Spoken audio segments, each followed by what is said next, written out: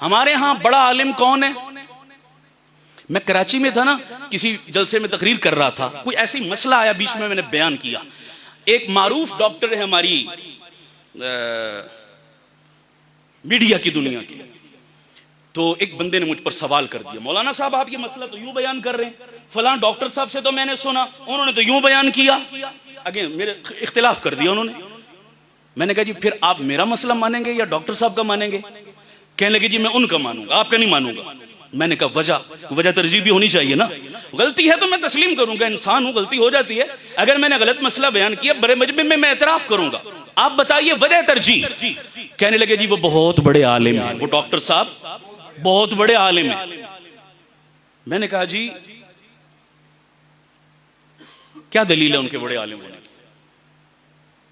कहने लगे जी टीवी पे आते हैं, ये अवामी मेयार बता रहा हूं, खुदा गवाह है आजकल पब्लिक इसीलिए गुमराह हो रही है। तवज्जो करना, बड़े आलिम होने की दलील मैंने वो 3 तो उसूल बताए ना, वो नहीं छेड़े उसने कहा बड़ा आलिम होने की दलील टीवी पर आते हैं, सोशल मीडिया पर उनके लाखों व्यूअर्स हैं, हजारों लाइक्स मिलते हैं, लाखों दुनिया उनको फॉलो करती है, ये मयार है। तो मैंने कहा माफ करना, एक लफ्ज तो बड़ा नामुनासिब है लेकिन समझाने के लिए कह रहा हूं, व्यूअर्स और फॉलोअर्स तो नाचने गाने वालों के भी बहुत होते हैं, फिर उनको भी मयार मान लो अपने लिए।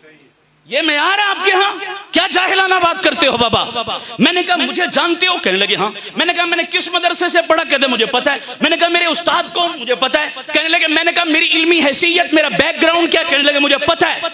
मैंने कहा उन डॉक्टर साहब के बारे में क्या जानते हो? कौन से मदरसे में पढ़ा? कहता नहीं पता। मैंने कहा उनके उस्ताद? कहता नहीं पता। मैंने कहा उनका इल्मी बैकग्राउंड? कहता नहीं पता। मैंने कहा एक के बारे में कुछ नहीं पता उसकी बात मानते हो, एक के बारे में सब कुछ पता उसकी बात रद्द करते हो, ये वजह मुझे समझ में नहीं आई। महज टीवी पर आना कोई मयार है? वो बोलो।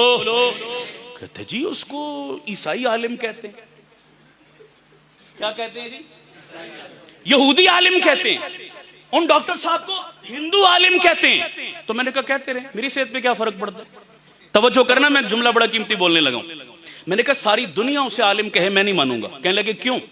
मैंने कहा जिस दिन मेरे मुल्क के इन जय्यद उलमा ने कह दिया ना कि वो आलिम है, खुदा की कसम मैं मानूंगा। और वो आज तक किसी ने नहीं कहा, वो आज तक उस डॉक्टर को किसी ने। फिर मैंने भी हजरत थानवी की एक हिकायत सुनाई। एक बंदा पेशे का नाई था। क्या था जी? हर जगह डींगे मारता, कहता मेरे जैसा कुछ जमे ही नहीं, मैं बड़ा अथेंटिक नाई हर जगह। तो एक दफा बादशाह वक्त को बाल कटवाने की जरूरत पड़ी, कहा भाई किसी हजाम को बुलाओ। वो लोग इसको पकड़कर ले गए शाही दरबार में। अब जब ये पहुंचा बाल काटने के लिए तो बादशाह सलामत सो रहे थे, इसने सोए सोए बाल काट दिए, अपनी महारत दिखाई। बादशाह बेदार हुआ तो दरबारियों ने बताया साहब बाल कट गए आपके। वो बड़ा हैरान हुआ, सोए सोए कट गए, कमाल कौन था? कहा जी वो फलां नहीं था, बुलाओ मैं उसको इनाम दूंगा। वो कमाल है कि सोए सोए बाल काट गया, पता नहीं चलने दिया। अब इसको बुलाया, ये बड़ा खुश जी, बादशाह के दरबार से सर्टिफिकेट भी मिला, शाबाश भी मिली और इनाम। घर आया ना बेगम को बताने कि पलिए लोके आज ते तू भी मन ना।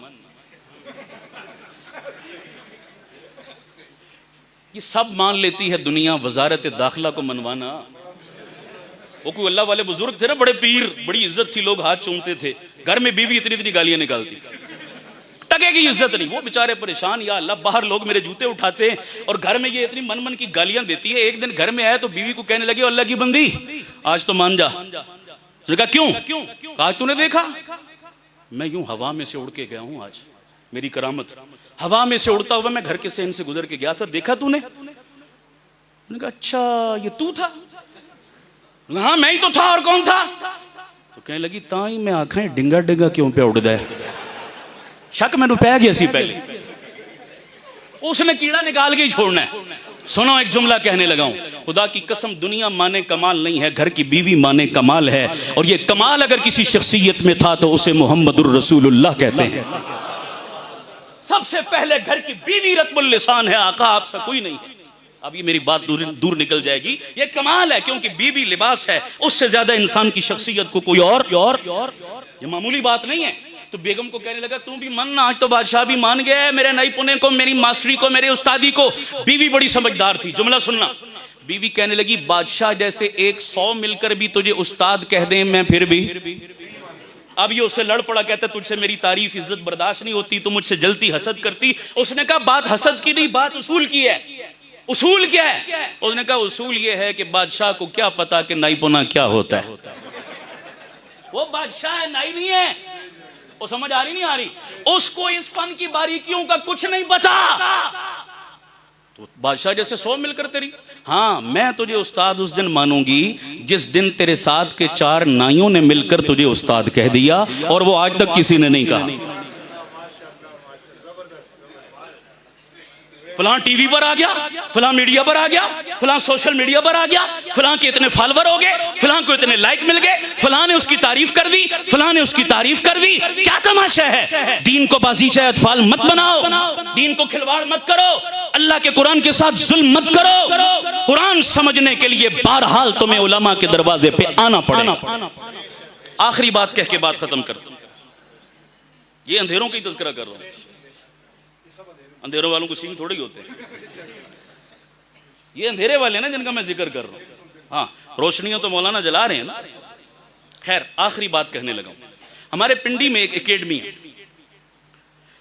वो जितने सरकारी महकमों के रिटायर बाबे हैं ना, उन्होंने बनाई हुई है। जितने महकमों से रिटायर हो गए, बजायर अपने कहीं अच्छा काम किया उन्होंने। एकेडमी का नाम रखा इस्लामिक रिसर्च एकेडमी। क्या नाम रखा? अच्छा, ये जुमला भी बड़ा खतरनाक है। क्यों हजरत? ये रिसर्च वाला कीड़ा है ना, यही तो गुमराह कर रहा है सबको। ऐसा ही है जी। अब बात आ गई है तो थोड़ी सी मैं इस पर अर्ज कर दूं जरा। बात रोशनी अंधेरों की चल रही है। रिसर्च, आपसे सवाल करता हूं, मुझे बताएं, एक लफ्ज होता है सर्च और एक क्या होता है? एक होता है चेक और एक होता है। इतना तो आप माशाल्लाह सब जानते होंगे। ये रिसर्च और रीचेक कौन सी अथॉरिटी करती है, जूनियर या सीनियर? ऊंची बोलो भाई, और ऊंची बोलो। और हमारा ईमान है कि सहाबा, फुकहा, अइम्मा मुज्तहिदीन, मुहद्दिसीन हर एतबार से हमसे कोसों ज्यादा सीनियर थे या नहीं थे? हमें तो अलिफ बे भी नहीं आती बाबा, हम तो नकाल है सारे। हम तो उनकी जूतियों के सदके जो कुछ मिला आगे नकल कर रहे हैं। हमें कुछ नहीं पता। वो असल थे, वो अथॉरिटी थे, वो हुज्जत थे, वो दलील थे, वो थे असल सीनियर। उन्होंने जितने मसाइल कुरान और सुन्नत की रोशनी में हमारे हवाले कर दिए, हमें चुप करके आंखें बंद करके उन मसाइल पर क्या करना चाहिए? ऊंची बोलो, क्या करना चाहिए? असल तो अमल था हमारे जिम्मे, तो जो काम हमारे जिम्मे था हमने वो क्या कर दिया? हमने दूसरा पंगा लेना शुरू कर दिया। रिसर्च। अब इन बेवकूफों से को पूछे कि बाबा तुम 14वीं सदी में आकर अपनी नमाज सीधी नहीं आती, तुम सहाबा के मसले रीचेक करोगे, तुम कुरान और सुन्नत पे रिसर्च करोगे, तुफ है तुम्हारी अक्लों पर। बात समझ आ रही नहीं आ रही? ये क्या तमाशा बना के रख दिया तुमने? तुम्हें हक किसने दिया रिसर्च करने का जनाब? पहले अपनी अथॉरिटी तो बताओ। क्या पिद्दी और क्या पिद्दी का शोरबा? क्या तुम और क्या तुम्हारी औकात?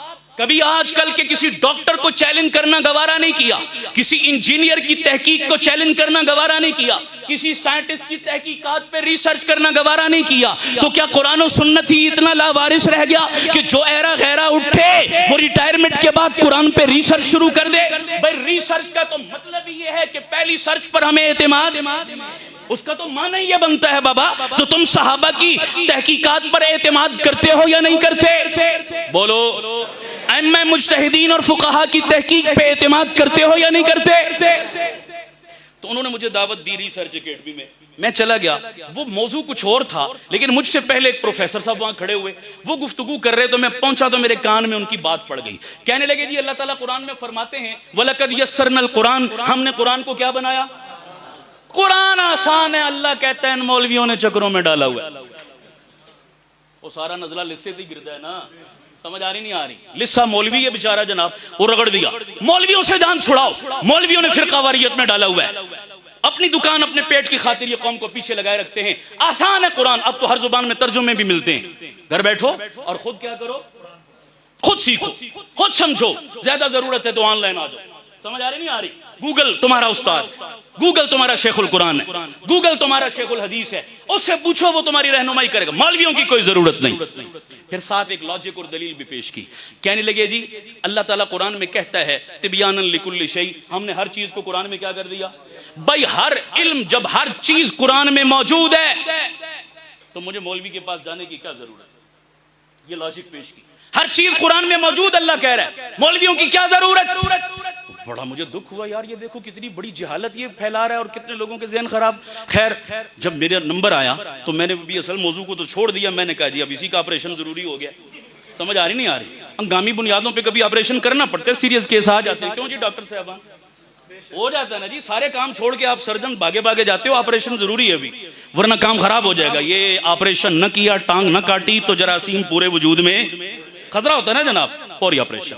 खैर मैंने कहा जी मेरे मोहतरम ने जो आयत पढ़ी कुरान मजीद की, आयत ठीक पढ़ी, तर्जुमा ठीक किया, आगे डंडी मार गए। आगे डंडी मार के जब मतलब और तशरीह की बारी आई, वलक़द यस्सरनल कुरान, कुरान आसान है, तो आसान का ये मतलब कहां से ले लिया कि उस्ताद की जरूरत नहीं? ये कौन सी किताब में? हजरात आप तशरीफ फरमा है, मुझसे ज्यादा साहिब इल्म लोग बैठे हैं, क्यों जी ऐसा कोई मतलब है कि उस आसान चीज? मैं आपसे पूछता हूं, रोटी खाना आसान है या मुश्किल? वो तो सारे हंसते आसान। खाना आसान है, पकाना मुश्किल है। साइकिल चलाना आसान है या मुश्किल?